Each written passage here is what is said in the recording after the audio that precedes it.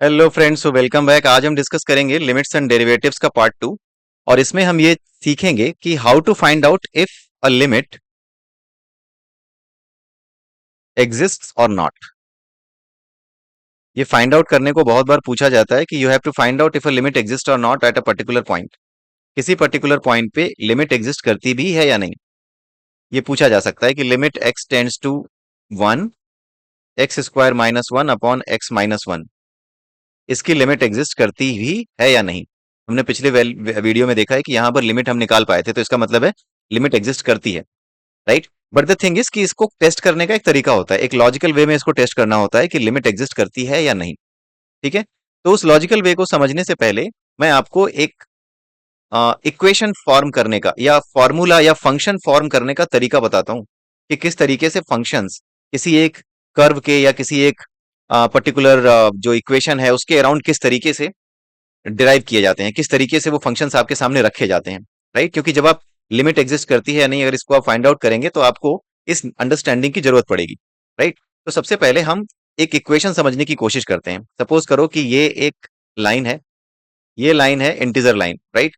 Integer में आप जानते हैं जीरो के राइट हैंड साइड पे सब कुछ पॉजिटिव होता है, one two three, then four, ये five and then plus infinite. Plus infinite का कोई मतलब नहीं होता, इनफाइनाइट इज ऑलवेज इनफाइनाइट। ठीक है, तो यहां पर आप प्लस इनफाइनाइट तक गए। यहाँ पर है minus one, then minus two, then minus three, then minus four, then minus five and then up to minus infinite, right. यही होता है इंटीजर लाइन, यही होती है। अगर आपसे कहा जाए कि जीरो के राइट हैंड साइड पे जितनी वैल्यूज हैं उन वैल्यूज को रिप्रेजेंट करने के लिए आप एक इक्वेशन लिखो, तो आप कैसे लिखोगे?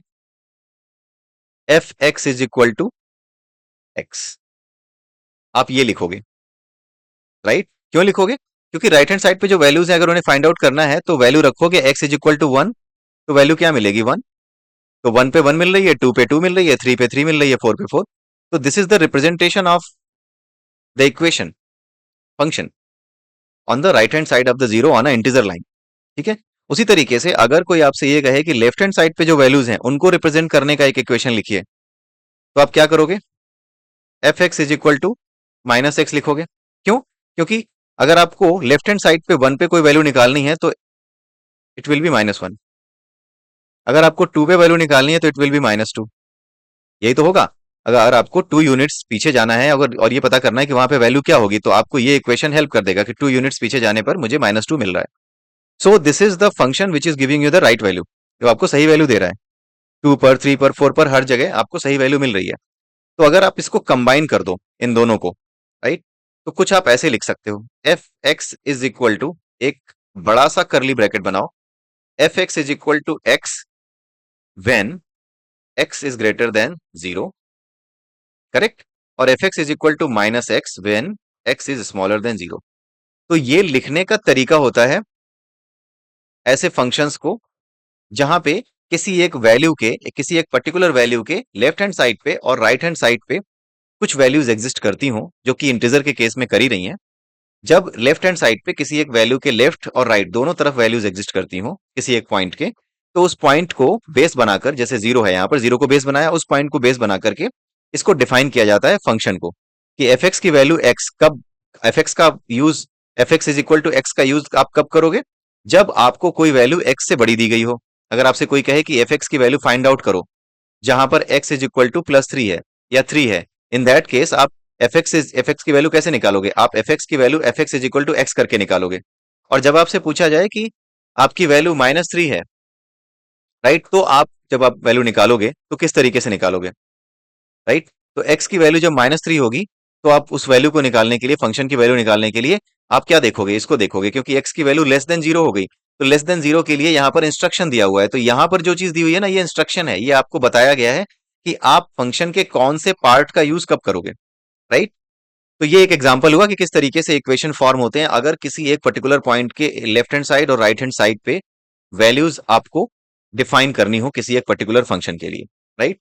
अब एक और छोटा सा एग्जांपल ले लेते हैं हम, और वो एग्जांपल ऐसा हो सकता है, एक ऐसी लाइन बना रहा हूं मैं, इंटीजर लाइन, जहां पर सारे के सारी वैल्यूज क्या हैं? इवन नंबर्स हैं, राइट। इवन नंबर्स हैं यानी कि क्या है?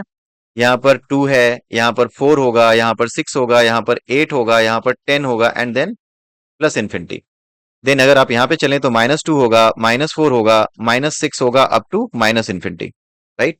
अगर आपको इसका इक्वेशन लिखना हो at point zero, at zero, zero के अराउंड आपको एक फंक्शन ऐसा लिखना हो जो कि जीरो के राइट हैंड साइड और लेफ्ट हैंड साइड दोनों ही साइड में जो वैल्यूज हैं उनको किस तरीके से फाइंड आउट किया जा सकता है, उनकी वैल्यू कैसे फाइंड आउट की जा सकती है, इसके बारे में बताता हो या इसको रिप्रेजेंट करता हो, left hand side and right hand side दोनों पे वैल्यूज को रिप्रेजेंट करने वाला जो फंक्शन होता है वो कैसे आप लिखोगे। तो उसके लिए आप क्या लिखोगे, आई होप आपको ये समझ में आ रहा होगा। It is very simple. आप इस वीडियो को रोकिए और आप इसको लिख करके खुद देखिए, उसके बाद आप यहाँ आइएगा। तो it will be like f x is equal to 2x when x is greater than 0 and fx is equal to -2x when x is smaller than 0।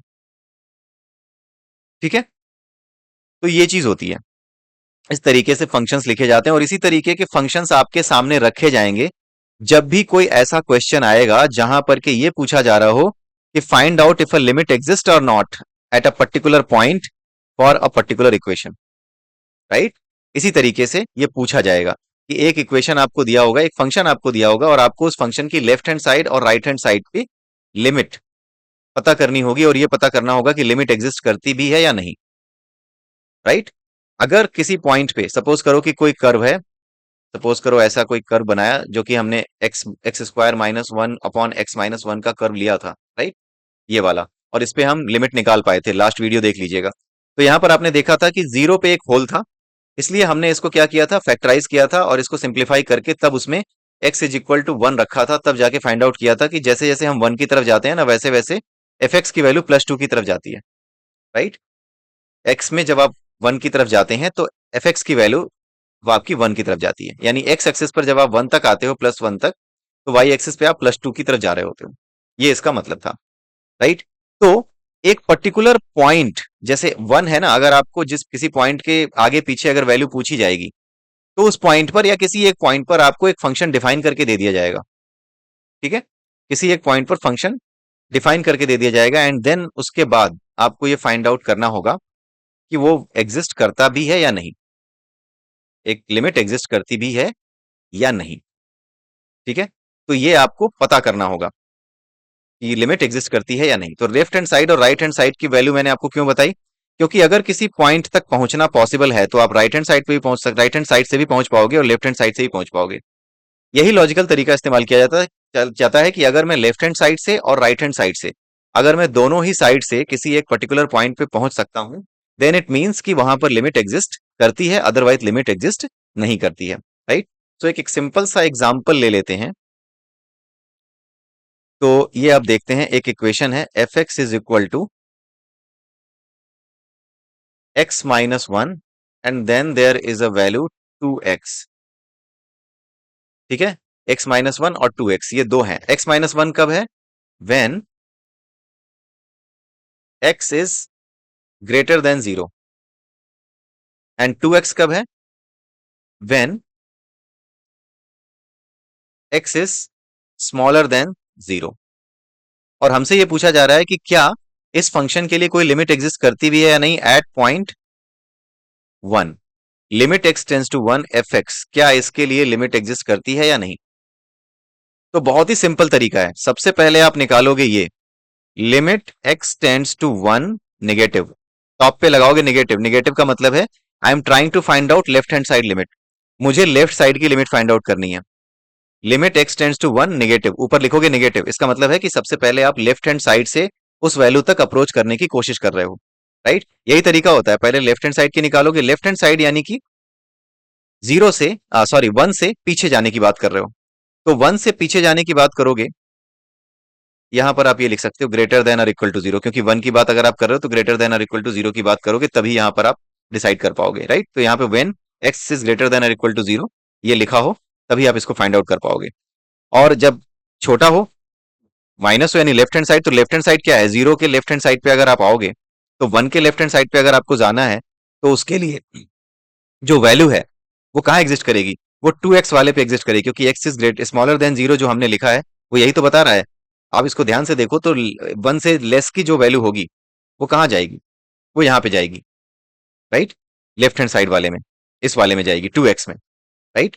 तो यहाँ पर 1 से पीछे जब जाना है, 1 से लेस जाना है, तो 1 से लेस जीरो भी है, तो बेटर होगा कि हम इसको सही तरीके से समझने के लिए जीरो ही कर दें, राइट, एक जीरो पे फाइंड आउट करने की कोशिश करें। बिकॉज यहाँ पर जिस वैल्यू पे दिया जाएगा ना उसी वैल्यू के अराउंड वैल्यू डिफाइन की जाएगी। यहाँ पर सही से डिफाइन नहीं हो रही थी तो मैंने इसको थोड़ा सही किया, मैंने अभी कहीं से उठाया नहीं है आपकी बुक से, इसलिए ये फंक्शन मैंने सीधे सीधे लिखा हुआ है, इसलिए थोड़ा सा इसको सही करना पड़ेगा मुझे। यहाँ पर x इज ग्रेटर देन और इक्वल टू जीरो और x is smaller than zero, इन दोनों केस में मैंने फंक्शंस को डिफाइन कर दिया है। तो x tends to zero minus यानी जीरो के लेफ्ट में जाना है, तो इस केस में जीरो पर मुझे ये क्या करना होगा, 2 into 0 ये वैल्यू रखनी होगी 2x, तो ये क्या आएगा, जीरो आ गया। उसके बाद मुझे निकालना होगा limit x tends to zero plus, यानी मैं राइट हैंड साइड की लिमिट निकाल रहा हूं। जब मैं प्लस लिखूंगा ना तो इसका मतलब है कि मैं उस पॉइंट पे राइट हैंड साइड की लिमिट निकाल रहा हूं। देन व्हाट विल हैपन, यहां पर आप रखोगे जीरो माइनस वन, क्योंकि आप ये फंक्शन करोगे तो यहां पर क्या आ गया, -1। जब आपने लेफ्ट हैंड साइड की लिमिट निकाली और जब आपने राइट हैंड साइड की लिमिट निकाली, तो उस केस में क्या हुआ, दोनों वैल्यूज अलग अलग आई, राइट। अगर दोनों वैल्यूज एक नहीं आती, अलग अलग आती हैं, सेम वैल्यू नहीं आती, अलग अलग वैल्यू आती हैं, देन थर्ड पॉइंट पे आप लिखते हो since f sorry limit x tends to zero minus f x is not equal to limit x tends to zero plus f x, hence limit does not exist, limit at zero does not exist. ठीक है, इस तरीके से होता है।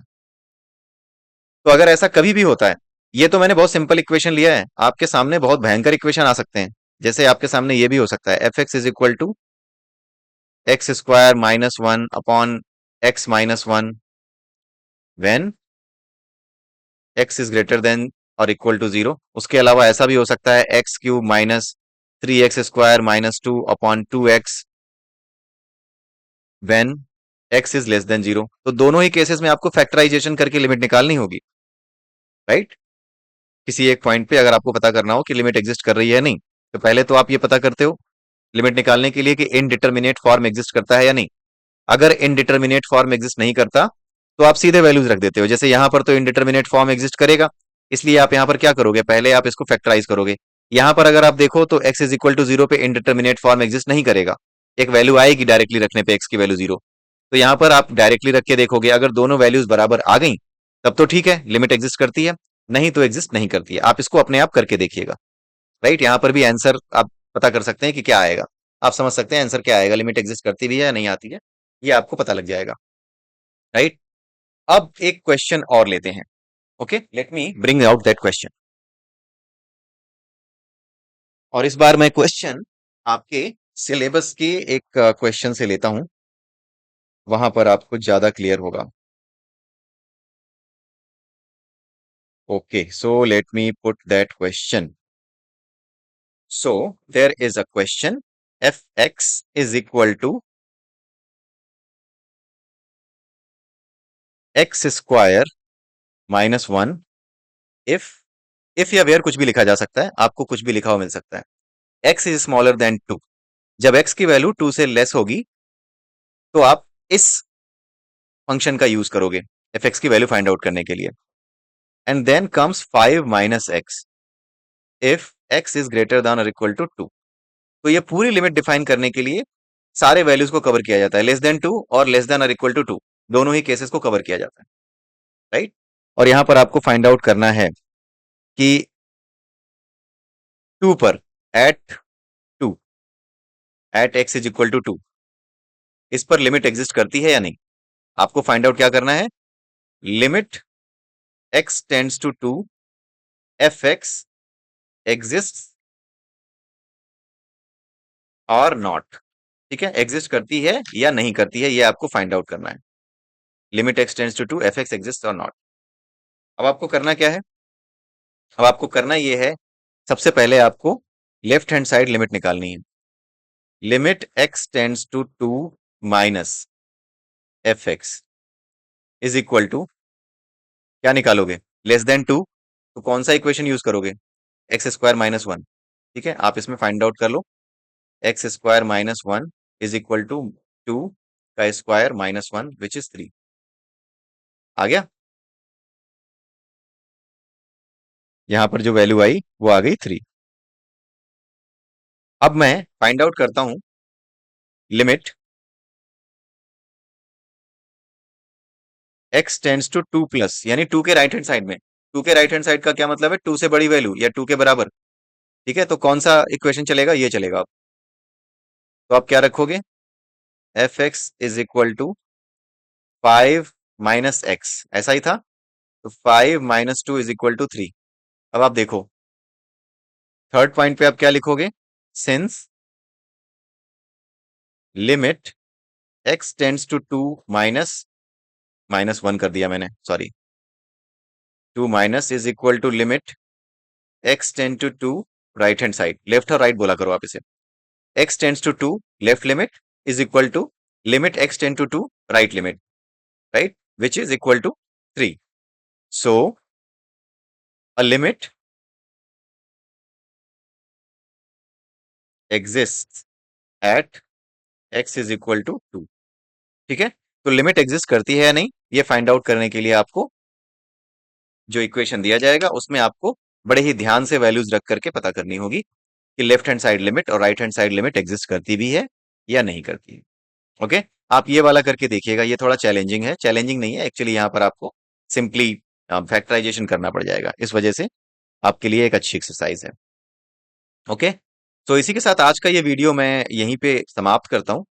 आप पहले इस चैप्टर को, इस पर्टिकुलर टॉपिक को, इस चैप्टर के इस पर्टिकुलर टॉपिक को बड़े ध्यान से समझ लीजिएगा, क्योंकि ये क्वेश्चन आता है आपके एग्जाम में आ गया, और अगर आपकी अंडरस्टैंडिंग आज इस वीडियो को देख के सही बन गई है तो आप कभी भी इस क्वेश्चन को गलत नहीं करेंगे। लेकिन अगर सही नहीं बनी है तो आप केवल रटते रह जाएंगे, लेकिन आपको समझ में नहीं आएगा।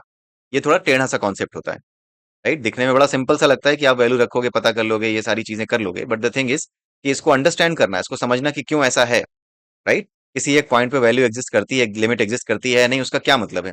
उसका मतलब ये होता है कि आप दोनों तरफ से इसको अप्रोच कर सकते हो, राइट? आप इधर से पहुंचो तो भी अप्रोच करोगे, राइट हैंड साइड से पहुंचो तो भी अप्रोच कर पाओगे। यही इसका मतलब होता है। अगर दोनों तरफ से अगर आप अप्रोच कर पाते हो और सेम वैल्यू पे पहुंचते हो अप्रोच करते हुए, देन इसका मतलब है कि आप सही जगह पहुंच रहे हो। इसका मतलब है कि एक लिमिट एग्जिस्ट करती है, राइट? एक लिमिट है वहां तक पहुंचने की, उस पॉइंट तक पहुंचने की एक लिमिट है। That is what we have understood. तो इसी के साथ ये वीडियो मैं यही समाप्त करता हूँ। अगले वीडियो में कुछ नए क्वेश्चंस लेकर के आऊंगा, इसी अ, जो लेफ्ट हैंड साइड और राइट हैंड साइड की लिमिट है इसको लेकर के कुछ टफ क्वेश्चंस लेकर के आऊंगा। उनका आप एक्सरसाइज एक बार आप कर लेंगे, उनका अभ्यास अगर आप एक बार कर लेंगे तो आपको ये कॉन्सेप्ट अच्छे से क्लियर हो जाएगा। एक दो टफ क्वेश्चंस मैं लेकर के आऊंगा और उसको देखते हैं। ठीक है, so with this have a nice day and bye bye. और प्लीज सब्सक्राइब कीजिए मेरे चैनल को, अगर आपको अच्छा लग रहा है तो। बड़ी मेहनत से मैं इसको पढ़ाने की कोशिश कर रहा हूँ। अपने दोस्तों के साथ शेयर कीजिए, राइट? और देखिए फिर कि क्या आपको लगता है, आपके फ्रेंड्स क्या कहते हैं, और आपको कितना आने आने लगा है, अब चीज़ों को समझने में कितना आसानी होती है, right? So just let me know. इसी के साथ मैं यहीं पे समाप्त करता हूँ इस वीडियो को। Have a nice day and bye bye.